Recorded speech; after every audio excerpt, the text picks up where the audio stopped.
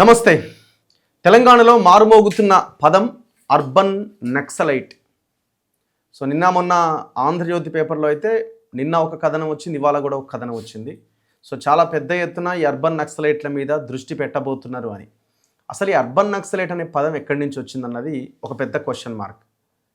రాజ్యాంగంలో ఎక్కడైనా రాసి ఉందా, లేకపోతే ఏదైనా చట్టాల్లో ఉన్నదా, డిక్షనరీస్లో ఉందా, ఎక్కడి నుంచి ఈ పదం వచ్చింది అర్బన్ నక్సలైట్ అనే పదం? అసలు అర్బన్ నక్సలైట్ అనే పదానికి అర్థం ఏంటి అన్నది నేను వెతికే ప్రయత్నం చేస్తున్నా. ఇప్పుడు మాలాంటి మాట్లాడే వాళ్ళని కూడా కొంతమంది సోషల్ మీడియాలో ట్రోల్ చేయాలంటే వీడొక అర్బన్ నక్సలైట్ అని ముద్ర వేస్తున్నారు. ఎందుకంటే మనం పొద్దున్న లేస్తే ప్రజల సమస్యల మీద మాట్లాడుతున్నాం, ప్రతి రాజకీయ నాయకుడు చేసే అవినీతి మీద మనం మాట్లాడుతున్నాం. సో కొంతమందికి ఒక సెక్షన్ ఆఫ్ పీపుల్కి అర్బన్ నక్సలైట్ కింద కనిపిస్తున్నాం. అసలు అర్బన్ నక్సలైట్ అంటే ఏంటో తెలియాల్సిన అవసరం ఉన్నది. మాట్లాడదాం ఈ అంశం మీద. చెరకు సుధాకర్ గారు ఉన్నారు, బీఆర్ఎస్ పార్టీ నాయకుడు అనడం కంటే ఒక సామాజిక రాజకీయ విశ్లేషకుడుగా ఆయన్ని మనం పేర్కొనవచ్చు, ఒక ఉద్యమకారుడిగా మనం చెప్పొచ్చు.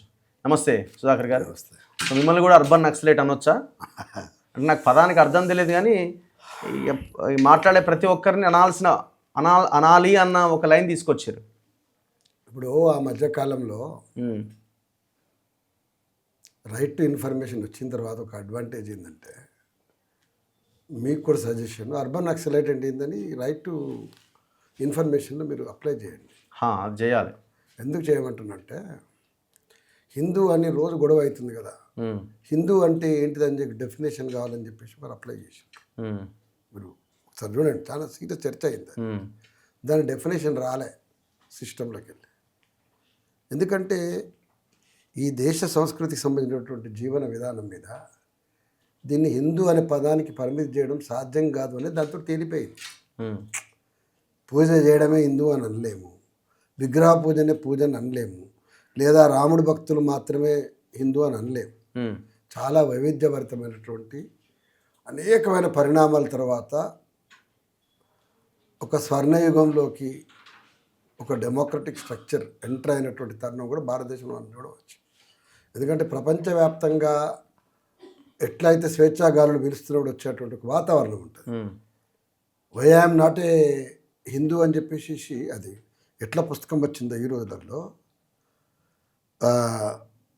అదేంటి, అది భగత్ సింగ్ గారిని చనిపోయే ముందు నేను నాస్తికుని ఎందుకైనా అని చెప్పేసి నాకు పుస్తకం రాసి, అర్థమే కదా, నాస్తికుణ్ణి ఎందుకైనా అన్నటువంటి భగత్ సింగ్ని భారత హిందూ సమాజం, అంటే వాళ్ళ భాష ప్రకారం హిందూ సమాజం లేదా భారత సమాజం డిసోన్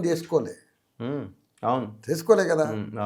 కానీ మిగతా మతాల వాళ్ళు అయితే ఏం మాట్లాడుతున్నారో మనకు తెలియదు. కానీ నేను నాస్తికుణ్ణి అని డిక్లేర్ చేసుకున్నటువంటి ఆయన్ని మాత్రం ఎవరేం అనలేకపోయింది. ఎందుకంటున్నట్టే, ఇండియన్ కాంటెక్స్ట్లో నాస్తికుణ్ణి కూడా దూషణకు అతీతమైనటువంటి మనిషిగానే చూస్తాం. రఘు నేను ఇద్దరం అన్నదమ్ములం. రఘు నాస్తికుడు, చెరకు సుధాకర్ భగవంతుని పూజిస్తాడు.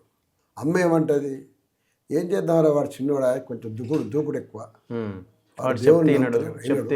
పోనే రాదు, ఏమైంది మంచికో తీరంటారు. It's not an ordinary word. అంటే మనము ఒకసారి మన గ్రామాల్లో జరిగే చర్చ చూసినప్పుడు చాలా అద్భుతాలు కనపడతాయి అన్నట్టు. అంటే మన టాలరెన్స్ అది, ఏముంది మంచో తీరు అనేటువంటి యాటిట్యూడ్. అట్లనే ఈ అర్బన్ నక్సలైట్ అంటే ఏంటిది అనే డెఫినేషన్ కనుక ఎన్ఐఏ మిమ్మల్ని పట్టుకపోయిన వాళ్ళు ఇచ్చిన, లేదా అజిత్ జోవల్ చెప్పిన, దురంధర్ సినిమా తీసిన ఆయన చెప్పినా బాగానే ఉంటుంది. సినిమాలో ఒక వర్డ్ నిరంతరం కాయిన్ చేస్తున్నారు, మీరు బాగా గమనించినట్టు. దురంధర్ అనే సినిమా ఇప్పుడు జియో వాళ్ళు తీసిండ్రు. జియో అంటే అర్థమైంది సార్, జియో జీనే వాళ్ళకు జీనదు అని పాట ఉన్నది. నువ్వు జీవించు, మిగతా వాళ్ళని జీవించేలాగా చూడు. ఇందులో పాట చాలా మంచి సాంగ్ అది. జియో జీనే వాళ్ళకు జీనదు అని చెప్పి చాలా ఎమోషనల్ సాంగ్ అది. మరి సినిమా జియో తీసినటువంటి ఆయన జీవించే హక్కు కోసం కొట్లాడుతున్న వాళ్ళ గురించి ఇవాళ అతిపెద్ద దాడి ఎవరు జరుపుతున్నారు అంటే, ఈ దేశంలో ఓపెన్ చర్చ జరుగుతూ ఉంది, ఆదాని అంబానీ గురించి నడుపుతాం.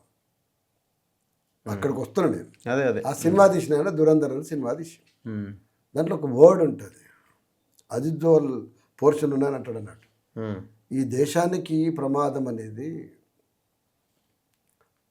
పాకిస్తాన్ వాళ్ళకంటే కూడా అంతరంగికంగా ఉన్నటువంటి వాళ్ళ వల్లనే ఎక్కువ ప్రమాదం ఉంది అంటాడు.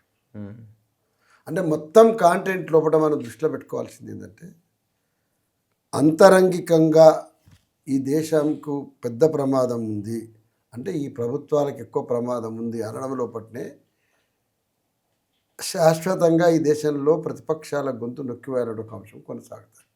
అంటే ఎవరైతే ప్రశ్నిస్తారో వాళ్ళే వాళ్ళ 100% లా అండ్ ఆర్డర్ అనే ఇష్యూ మీదనే జరిగేది ఉంటుంటే దాని చర్చ వేరే ఉంటుంది. లా అండ్ ఆర్డర్ కోసం చర్చ అయినప్పుడు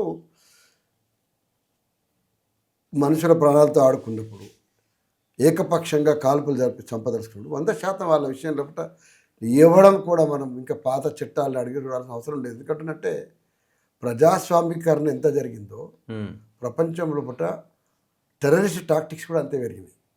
ఈ ద్వారా చెప్పదలుచుకున్న విషయం ఏంటంటే పాత సూత్రం ప్రకారము వాళ్ళ మనము అమెరికాకు స్వతంత్రం వచ్చిన సందర్భంలో వచ్చినటువంటి కొటేషన్స్ ఏమని ఉంటుండే మీరు బహుశా అందరూ వినుంటే ఉంటారు. 100 మంది నేరస్తులు తప్పించుకున్నా పర్వాలేదు కానీ ఒక్క అమాయకుడు నిరపరాధి మాత్రం శిక్షించబడకూడదు అని చెప్పేసి బోల్డ్ కొనేషన్ మనందరం విన్నదే అది. మరి వాళ్ళు దాన్ని అప్లై చేద్దామంటే మరి ఒక్క నేరస్తుడు తప్పించుకున్నా కూడా 100 మంది చంపుతారు కదా అనే చర్చ కూడా జరుగుతూ ఉంటుంది. సో మారిన పరిస్థితులలో నువ్వు నేరస్తుల అనుమానం వచ్చినప్పుడు ఒక మేరకు ఇన్వెస్టిగేట్ చేయడమో లేకపోతే స్ట్రిక్ట్గా కొంత సేకరణ సమాచారం చేయడం రకరకాల వేస్ తప్పేమి కాదు. కానీ మొత్తం ఒక వ్యవస్థ మొత్తమే ప్రజలందరినీ కూడా ప్రమాదకారులుగా చూడడం, ఎవడు ప్రశ్నిస్తే వాడిని పలానా వాళ్ళకు లింక్స్ ఉన్నాయని చెప్పడం, లేదా వాళ్ళ అంతర్గత ప్రయోజనాల కోసం ఎవరిని ఒకరిని ఎత్తు చూపెట్టేసేసి ఒక బలిపశువుని చేయడం అనేది ఒక పెద్ద నడుస్తూ ఉంది. మీరందరూ చాలా సందర్భాలు జరుగుతూ ఉంటుంది. ఇప్పుడు భారతదేశంలో అతిపెద్ద కుట్ర ఏం జరుగుతూ ఉందంటే సాధారణంగా మాట్లాడేటువంటి వాళ్ళని కూడా వాళ్ళు చేస్తూ ఉన్నారు. ఇక నీకు అర్బన్ నక్సలైట్కు అత్యున్నత శిఖరాగ్రమైనటువంటి కామెంట్ ఏంటంటే స్వయాన ఈ దేశంలో నక్సలైట్ ఊచకోత కోసి నక్సల్ బరిలో వేలాది మంది సావు ఇప్పటిదాకా ఆపరేషన్ కగారు ముందు ఛత్తీస్గఢ్లో కూడా 100 మంది ఎన్కౌంటర్లకు అంతకుముందు కరీంనగర్లో జరిగిందనడానికి ఒకే ఒక్క అతిపెద్ద పార్టీ ఈ దేశంలో నక్సలైట్ చంపిందంటే నెంబర్ 1 ఎవరా అంటే కాంగ్రెస్ పార్టీ అని రికార్డు చెప్తుంది. అంటే నేనేమంటున్నా దాన్ని నేను ఇప్పుడు చెప్పడం కోపంగా చెప్తలేను. ఇంత 70 ఏళ్ళ అధికారం ఎక్కువ వాళ్ళ చేతిలో ఉంది కాబట్టి వాళ్ళ హయాంలో ఎక్కువ మంది చనిపోతారు. నేనేమంటున్నా అంటే అట్లాంటి పార్టీకి వాళ్ళ భారత ప్రధాని కాంగ్రెస్ నుంచి ఫోకస్ చేసేటువంటి రాహుల్ గాంధీ మోడీ దృష్టిలో, అమిత్ షా దృష్టిలో, అజిత్ దోవల్ దృష్టిలో అర్బన్ నక్సలైట్ ఏమి. తర్వాత సినిమాలలో అత్యంత విలక్షణమైన పాత్రలు పోషించగలిగి అన్ని రకాలైనటువంటి జాడ్యాల మీద కొట్లాడేటువంటి వాళ్ళు కూడా అర్బన్ నక్సలైట్లే. చివరకు దేవుడికి సంబంధించిన హేతుబద్ధతని, మతానికి సంబంధించిన హేతుబద్ధతని ప్రశ్నించేటువంటి వాళ్ళు. మతం యొక్క పాత్ర రాజ్యాంగం చెప్పిన ప్రకారము రాజ్య వ్యవస్థలో చాలా పరిమితమై ఉండాలి, అది వ్యవస్థలను శాసించకూడదని చెప్పడం కూడా వ్యతిరేకమైపు. అందుకోసమే గౌరీశంకర్ని చంపేసిన తరుణం లోపట లేదా కల్బుర్గిని చంపేసిన తరుణం లోపట చాలామంది, మీకు గిరీష్ కర్నాడ్ ఉన్నాడు, ఈ దేశంలో పట్టిన అత్యున్నతమైనటువంటి నాటక ప్రయోక్త ఆయన, అంతర్జాతీయ ఖ్యాతి గడించినటువంటి వాడు. మీరు ఇంటర్నేషనల్ డ్రామా ఫీల్డ్లో you can search in Google Girish Karnad. మీకు తెలుగు సినిమాలో, హిందీ సినిమాలో, బహుభాష సినిమాలో నటించారు. ఒక అద్భుతమైన యాక్టర్ ఆయన మీటూ నక్సలైట్ అని పెట్టుకున్నాడు. ఎందుకు పెట్టుకున్నాడు? నువ్వు నర్మల్గా అంటున్నావు కాబట్టి. నువ్వు అన్న మాట ప్రకారమే డెఫినేషన్ అయితే నేను కూడా నక్సలైట్, నేను కూడా అర్బన్ నక్సలైట్. అర్బన్ నక్సలైట్ అంటే ఎగ్జాక్ట్ మీనింగ్ ఇవాళ ఏంటిదంటే చదువరుడైనటువంటి వాడు ప్రశ్నించడం నేర్చుకొని పాలకుని నిలవేయగలగడానికి బ్యాలెన్స్ మెయింటైన్ చేస్తే వాడు అర్బన్ నక్సలైట్. బ్యాలెన్స్ మెయింటైన్ చేయకుండా నాటకీయంగా మాట్లాడితే ఒసే రామలమ్మ తీసినామే ఇప్పుడు ఆమె అర్బన్ నక్సలైట్ కాదా? ఎందుకంటే సినిమా కోసం తీసింది, టైంపాస్ అయింది. కానీ ఆమె ఆచరణలో ఏం ఒక సీరియస్నెస్ లేదు కాబట్టి పాపం విజయశాంతిని ఏమనడానికి లేదు. చాలామంది సినిమా యాక్టర్లు బ్రహ్మాండంగా నక్సల్ పాత్రలు పోషించారు, బస్తర్లో ఉన్న పాత్రలు పోషించారు. వాళ్ళు ఎవరేమో అర్బన్ నక్సలైట్ కాదు. కానీ ఒక సెన్సిబుల్గా ఉండి మాట్లాడగలవాడు ఏమాత్రం ఉన్నా అర్బన్ నక్సలైటే. ఇది ప్రధానంగా అత్యంత ప్రమాదం ఎక్కడుంది అంటే భూస్వామ్య కుటుంబాల్లో ఉన్నటువంటి వాళ్ళు, ఆధిపత్య కులాలు ఉన్నటువంటి వాళ్ళు చదువు నేర్చిన వాడిని అర్బన్ నక్సలైట్ అనేటువంటి కన్వీనియన్స్ తీసుకోవడానికి ఒక పెద్ద స్కోప్. అది ప్రమాదం. రఘుని పట్టకపోతే చిరుసాయి పట్టకపోతే ఇన్నేం లోపటేస్తే ఇప్పుడు పెద్ద ఇష్యూ కాదు అది. సరే జీవితంలో ఎన్నో జరుగుతూ ఉంటే మనం ఫైట్ చేస్తాం, మనకు మాత్రం ఇంకోటి చేస్తాం, పెద్ద ఇష్యూ కాదు. బట్ అల్టిమేట్గా ఒక పెద్ద సమూహం ఈ దేశంలో తెలివి కళ్ళ వాళ్ళ చుట్టూ పన్నేయటం వచ్చింది కదా, దాంట్లో ఒక పెద్ద పదం అది. రెండవది ఏమంటున్నట్టే, నువ్వు అర్బన్ నక్సలైట్ అన్నప్పుడు దేశంలో అర్బనైజేషన్ పెరుగుతుందా తగ్గుతున్నదా? పెరుగుతున్నది. ఎంత పెరుగుతున్నది?